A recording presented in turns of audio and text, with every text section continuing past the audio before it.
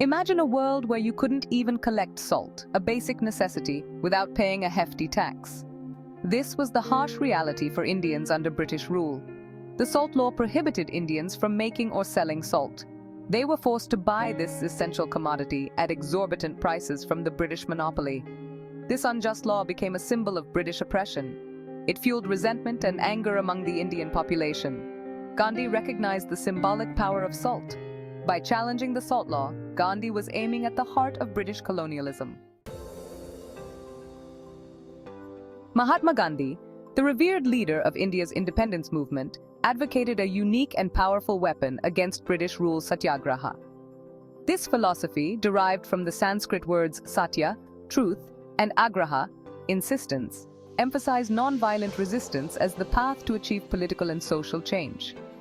Gandhi believed in the transformative power of truth and love, even in the face of oppression. Satyagraha for him was not passive submission, but an active force that drew strength from within. It demanded courage, discipline, and unwavering faith in the righteousness of the cause. Satyagraha rejected violence in all its forms, advocating instead for peaceful protests, civil disobedience, and non-cooperation with unjust laws. Gandhi believed that by adhering to truth and non-violence, they could expose the injustice of British rule and awaken the conscience of the world. The Salt March was a perfect embodiment of Satyagraha in action. It was a bold challenge to British authority, yet conducted with unwavering commitment to non-violent resistance. This approach, Gandhi believed, would ultimately lead to India's freedom. On March 12, 1930, Mahatma Gandhi, along with 78 dedicated volunteers, embarked on an epic journey. Starting from his humble ashram in Sabarmati, they set out on foot towards the coastal village of Dandi. This was no ordinary march. It was a pilgrimage for freedom. Each step they took was a testament to their unwavering resolve to challenge British rule. The world watched in awe as these brave souls walked resolutely towards their destination. Gandhi meticulously planned the route, ensuring it passed through numerous villages and towns. This was a strategic move to engage with the local population, spreading the message of Satyagraha. As they marched, their numbers swelled. Ordinary men and women joined the procession, transforming it into a massive display of unity. The Salt March was no longer just a march, it was a people's movement. The atmosphere was electric, charged with a mix of anticipation, hope, and defiance. The marchers, their spirits high, sang patriotic songs and chanted slogans demanding independence. Each day, Gandhi addressed massive gatherings, his words resonating with the people, inspiring them to join the struggle for freedom. The British authorities, initially dismissive of the march, watched with growing concern as the movement gained momentum. They realized that this was not just a minor uprising, it was a nationwide awakening that threatened the very foundation of their rule. People from all walks of life, farmers, students, teachers, lawyers, shopkeepers, abandoned their daily routines to join the march. They recognized this was a pivotal moment in their history, a chance to raise their voices against injustice and claim their rightful place in the world. As the march progressed, it gained momentum, evolving into a powerful symbol of India's collective desire for freedom. News of the march spread like wildfire, reaching every corner of the nation, igniting a spirit of resistance that transcended social barriers. Section 5. Salt, the symbol of freedom. Gandhi's choice of salt as the focal point of the protest was a masterstroke of strategic brilliance. Salt, a basic necessity, held deep symbolic significance, uniting Indians across religious and social divides. The salt tax, imposed by the British, impacted every Indian household. It was a stark reminder of British oppression, forcing them to pay exorbitant prices for a commodity they had every right to freely obtain. By marching to Dandi and making salt illegally, we were challenging the very basis of British authority. He was asserting the right of Indians to govern their own affairs and control their own resources.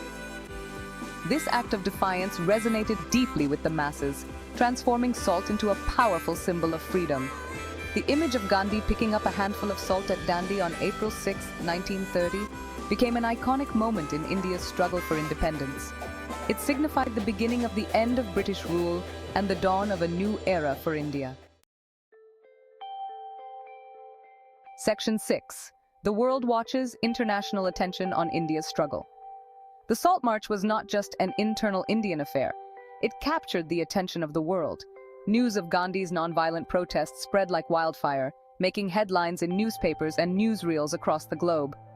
Journalists and photographers from around the world flocked to India, eager to document this historic event.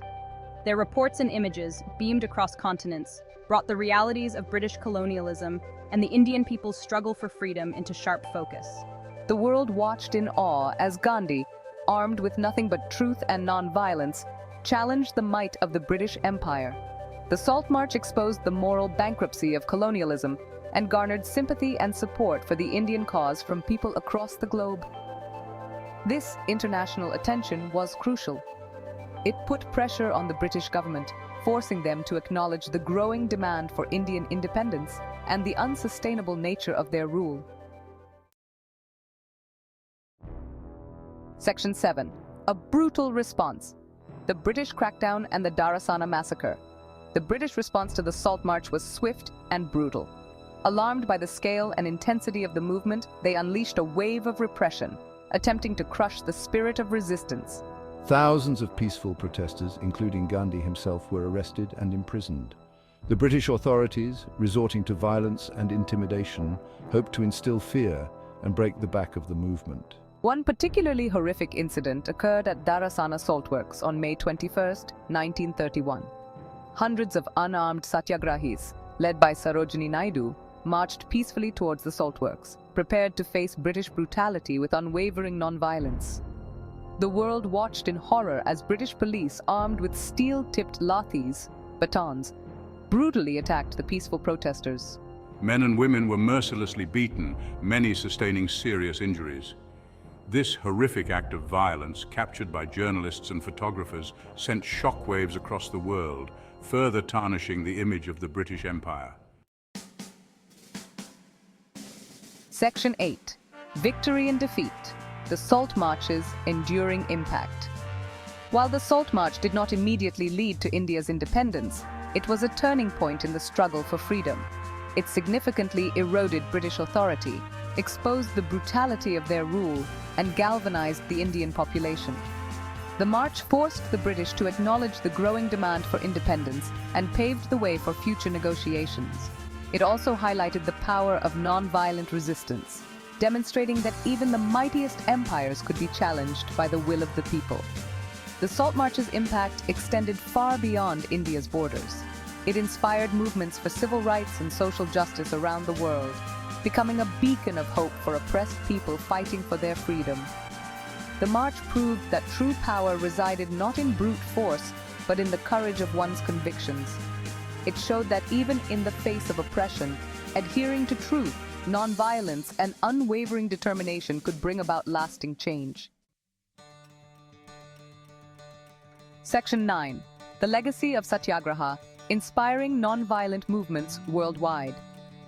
The Salt March and the philosophy of Satyagraha it embodied had a profound and lasting impact, not just on India's struggle for independence, but on global movements for social justice and equality. Leaders like Martin Luther King Jr. in the United States drew inspiration from Gandhi's teachings, recognizing the transformative power of nonviolent resistance in challenging racial discrimination and segregation.